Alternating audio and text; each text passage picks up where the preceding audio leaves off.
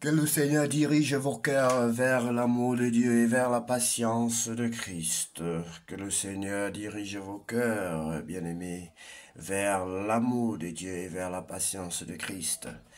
Que le Seigneur dirige vos cœurs vers l'amour de Dieu et vers la patience de Christ. De Thessaloniciens, chapitre 3, verset 5. Bonjour bien-aimés, soyez les bienvenus. C'est le moment de prière et de repentance. Seigneur, en ce matin nouveau, nous venons te louer et te remettre cette journée avec foi et confiance. Père Céleste, merci pour le souffle de vie et pour tes bontés qui se renouvellent chaque matin. Nous te confions cette journée, nos projets, nos pensées et nos actions. Remplis-nous de ta sagesse et de ta paix. Dirige nos pas, fortifie-nous face aux défis et aide-nous à agir avec amour et bienveillance. Que tout ce que nous ferons aujourd'hui te glorifie et reflète ta lumière. Comme il est écrit, que le Seigneur dirige nos cœurs vers l'amour de Dieu et vers la patience de Christ. Bien-aimés, merci parce que vous êtes toujours très nombreux à revenir dans la bergerie du Seigneur. Et si tu es nouveau parmi nous aujourd'hui et que tu n'as pas encore reçu le Seigneur Jésus-Christ dans ta vie comme ton sauveur personnel et ton Seigneur, je t'invite à le faire, bien-aimé. Nous allons donc prier ensemble. Tu vas répéter après moi cette prière. Tu vas reconnaître que tu es un pécheur. Tu vas dire, Seigneur Jésus-Christ, je reconnais que je suis un pécheur. Face à toi, je suis un pécheur, Seigneur Jésus. Face à toi, je suis un pécheur. Tu es venu porter mon péché. Tu es venu me sauver. Et depuis longtemps, je n'ai pas profité de ce salut. Je n'ai pas profité de la guérison qui nous donne. Il est écrit que la guérison, le châtiment qui nous donne la paix est tombé sur toi. Je n'ai pas profité de cette paix, Seigneur. Et je t'accepte aujourd'hui afin de bénéficier de la paix, de la joie, de tout ce que tu procures à tous ceux qui t'appartiennent, de la bienveillance, de la foi. Remplis-moi de ta présence, Seigneur Jésus. Oui, je reconnais que je suis un pécheur. Seigneur, je t'accepte dans ma vie désormais. Sois mon Dieu et mon Maître et mon Roi. Conduis-moi sur tes pas, sur la voie de la justice.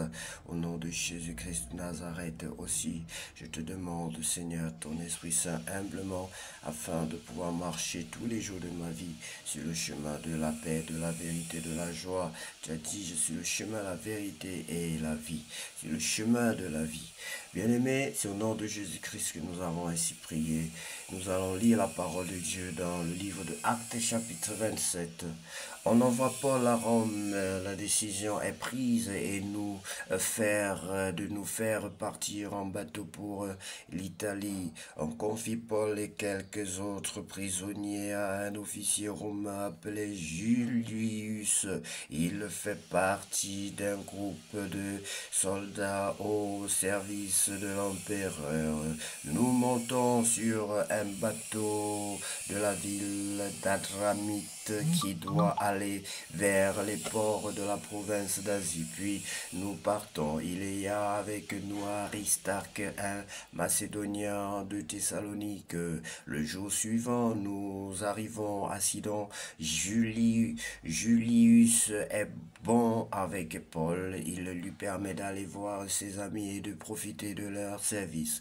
Et ensuite, nous repartons, mais les vents soufflent contre nous. Alors nous passons du côté abrité de l'île de Chypre, puis nous traversons la mer de Cilicie et de Pamphylie et nous arrivons à Myre en Lycie. Là, l'officier romain trouve un bateau d'Alexandrie qui va vers l'Italie. Il nous fait monter sur ce bateau. Pendant plusieurs jours, nous avançons lentement et nous arrivons avec beaucoup de difficultés devant la ville de Snide, mais le vent nous empêche de continuer dans cette direction. Alors nous allons vers le côté abrité partir de l'île de Crète, en passant par le cap Salmoné, nous suivons la côte difficilement et nous arrivons à un endroit appelé les Bons Ports, près de la ville de Lazé. Mais nous avons perdu beaucoup de temps et cela devient dangereux de continuer le voyage. En effet, le jour du jeûne de septembre est passé. Paul veut donner son avis et il dit, mes amis, je vois bien que le voyage va être dangereux. Le bateau et ses marchandises vont être abîmés et nous risquons même de perdre la vie. Mais l'officier romain fait plus confiance. Il fait plus confiance au capitaine et au propriétaire du bateau qu'au parole de Paul. De plus, le port n'est pas bon pour y passer la mauvaise saison. Donc, presque tous les gens du bateau décident de repartir de là. Ils veulent atteindre si possible un port de Crète appelé Phénix. Ce port est tourné vers le sud-ouest et le nord-ouest. Ils veulent passer la mauvaise saison là-bas. La tempête est sur la mer. Un vent du sud se met à souffler doucement et les gens du bateau croient que leur projet va réussir. Ils partent et ils essaient d'avancer le long de l'île de Crète, mais peu de temps après, un vent de tempête, appelé vent du nord-est, vient de l'île et il souffle très fort. Le bateau est entraîné, il ne peut pas résister au vent et nous laissons emporter. Nous passons du côté abrité d'une petite île appelée Kota. Ainsi, avec beaucoup de difficultés, nous arrivons à reprendre le canot de sauvetage. Nous le faisons remonter sur le bateau, puis les marins attachent des cordes de secours autour du bateau. Ils ont peur d'être jetés sur les bancs de sable du golfe de Libye. Alors ils lâchent dans la mer l'ancre flottante et se laissent entraîner par le vent. Le jour suivant, la tempête continue à nous secouer avec force. C'est pourquoi les marins jettent des marchandises à la mer et le lendemain ils font descendre dans l'eau le mât et les voiles du bateau. Pendant plusieurs jours, on ne peut pas voir le soleil ni les étoiles. La tempête reste toujours aussi forte. Nous n'espérons plus du tout être sauvés. Oh, nous n'avons rien mangé depuis longtemps. Alors Paul se tient debout devant tout le monde et il est dit, mes amis, il fallait m'écouter et ne pas quitter la Crète. Vous auriez évité la tempête et vous n'auriez pas perdu les marchandises. Mais maintenant, je vous le demande, soyez courageux. En effet, personne ne va mourir. Nous perdrons seulement le bateau. Cette nuit, le Dieu à qui j'appartiens et que je sers m'a envoyé son ange. Il m'a dit, Paul, n'aie pas peur, tu dois être jugé devant l'empereur et à cause de toi, Dieu laisse en vie tous ceux qui voyagent avec toi. Amen, bien-aimé. Sinon, la première parole de Paul était dite que nous mourrons mais nous perdrons des vies. Mais Dieu a fait grâce à ces gens-là, bien-aimés, à cause de Paul. Restez à côté des gens qui craignent Dieu, bien-aimés. Restez à côté des gens qui sont loin.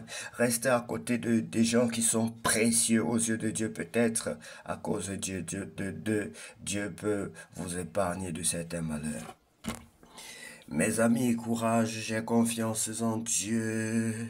Amen. Oui, ce que Dieu m'a dit va arriver. Nous devons être jetés sur la côte une île. C'est la 14e nuit et la tempête nous emporte toujours sur la mer Méditerranée.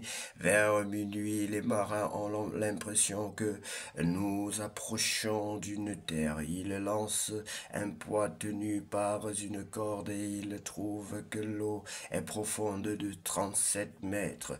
Un peu plus loin, ils recommencent et ils trouvent que l'eau est profonde de 28 mètres. Ils ont peur que le bateau ne touche les rochers. C'est pourquoi ils jettent 4 ancres à l'arrière et ils attendent le lever du jour pour pas avec impatience. Les marins font descendre le canot de sauvetage et la mer en disant « Nous allons jeter les ancres à l'avant du bateau. » Mais ce n'est pas vrai, ils veulent s'échapper du bateau. Paul dit à l'officier et aux soldats « Si ces hommes ne restent pas sur le bateau, vous ne pouvez pas être sauvés. » Alors les soldats coupent les cordes du canot et ils le laisse partir sur la mer. En attendant le lever du jour, Paul invite tout le monde à manger quelque chose. Il leur dit, aujourd'hui cela fait 14 jours que vous attendez et vous êtes restés sans rien manger. Je vous invite donc à prendre de la nourriture, vous en avez besoin pour être sauvés. En effet, vous ne perdrez rien, même pas un cheveux de vos têtes. Après ces paroles, Paul prend du pain, il remercie Dieu devant tout le monde, puis il partage le pain et se met à manger. Alors tous reprennent courage et ils mangent aussi. En tout, nous sommes 276 personnes sur le bateau. Quand ils ont assez mangé, ils jettent le blé à la mer pour rendre le bateau plus léger. Tous les passagers sont sauvés. Quand le jour se lève, les marins ne reconnaissent pas la terre, mais ils voient une baie avec une plage d'eau. Ils décident de conduire le bateau jusque-là. Si possible, c'est pourquoi ils détachent les ancres et ils les laissent dans la mer. En même temps, ils défont les cordes du gouvernail, puis ils mettent une voile à l'avant du bateau. Alors le vent le pousse et il avance vers la plage, mais il touche un banc de sable et le bateau ne peut plus bouger. L'avant est enfoncé dans le sable et il ne peut plus sortir, puis les vagues violentes cassent l'arrière. Les soldats veulent tuer les prisonniers pour que personne ne s'échappe en mangeant, mais l'officier romain veut sauver Paul et il empêche les soldats de faire ce qu'ils ont décidé. Il commande à ceux qui savent nager de sauter dans l'eau les premiers et d'aller vers la terre. Les autres vont les suivre sur les planches ou sur les restes du bateau. De cette façon, ils arrivent à terre et tous sont sauvés.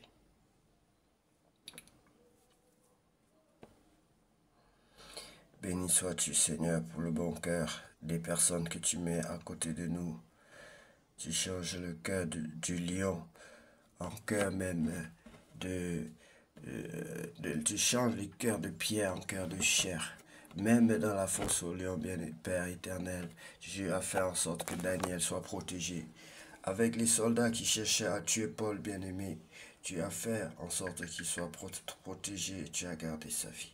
Béni sois-tu, Père Saint, pour ta parole. Au nom précieux de Jésus, nous avons ainsi prié. Bien-aimé, que Dieu vous bénisse et que cette journée soit la plus belle de toutes les journées déjà vécues sur cette terre. Au nom de Jésus-Christ. Amen.